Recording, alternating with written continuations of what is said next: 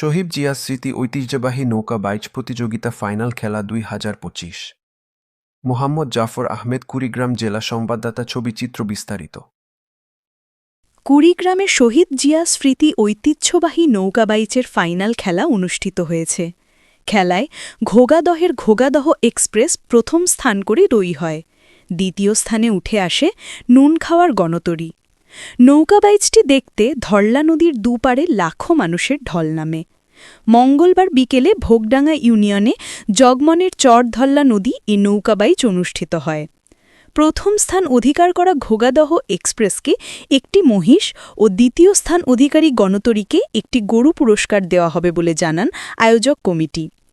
এ সময় প্রধান অতিথি হিসাবে উপস্থিত ছিলেন কুড়িগ্রাম ২ আসনে ধানের শীষের মনোনয়ন প্রত্যাশী জেলা বিএনপির সদস্য সচিব আলহাজ সোহেল হোসনাইন কায়কোবাদ, বিশেষ অতিথি মোহাম্মদ নাদিম আহমেদ, সাধারণ সম্পাদক জেলা যুবদল কুড়িগ্রাম। নৌকাবেচ অনুষ্ঠানের সভাপতিত্ব করেন ভোগডাঙ্গা ইউনিয়ন পরিষদের চেয়ারম্যান আলহাজ সাইদুর রহমান সহ আয়োজক কমিটির সদস্যগণ।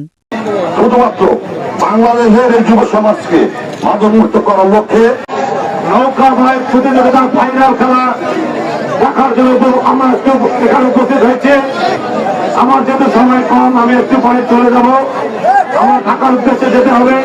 আমার খুব ইচ্ছা ছিল আপনাদের ফাইনাল খেলাটি উপভোগ করার জন্য, কিন্তু আমি পারলাম না, এটা দুঃখ প্রকাশ করছি।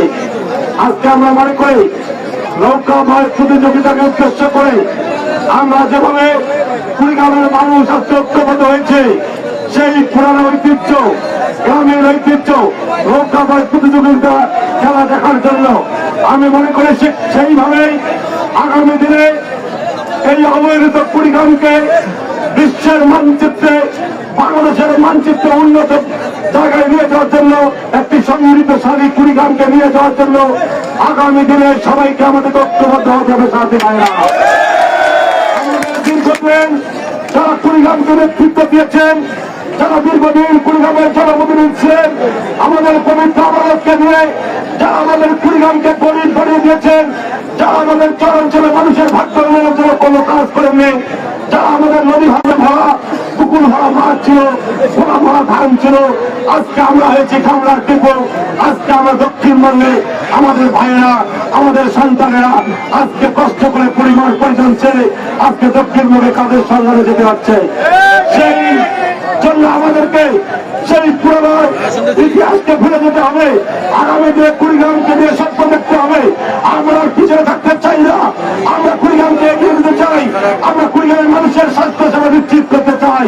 আমরা যুবকদের কর্মসংস্থানের ব্যবস্থা করতে চাই। আমরা কুড়িগ্রামের নদী ভাঙন রোধ করতে চাই। আমরা কুড়িগ্রামের মানুষের স্বাস্থ্য সেবা নিশ্চিত করতে চাই। আমরা বলতে চাই আমাদের দলের ভারপ্রাপ্ত চেয়ারম্যান জনাব তারেক রহমান, যাকে নিয়ে বাংলাদেশের ইনশাআল্লাহ আমরা কথা দিচ্ছে, আগামীতে কুড়িগ্রামকে আমরা কুড়িগ্রামের মানুষের ভাগ্য উন্নয়নের জন্য, জেলার উন্নয়নের জন্য আমাদের নিজের জীবনকে আমরা বিলিয়ে দেব। আপনাদের সকলের সহযোগিতা দিতে চাই এবং আগামীতে ইনশাআল্লাহ চেয়ারম্যান তো ঘোষণা দিয়েছে প্রতি বছর এখানে নৌকা বাইচ প্রতিযোগিতার খেলা অংশগ্রহণ হবে। আমরা বলতে চাই আমাদের কুড়িগ্রামের যুবকদেরকে মাদক, যারা আজকে মাদক সেবন করে তাদেরকে ফিরিয়ে আনতে হবে।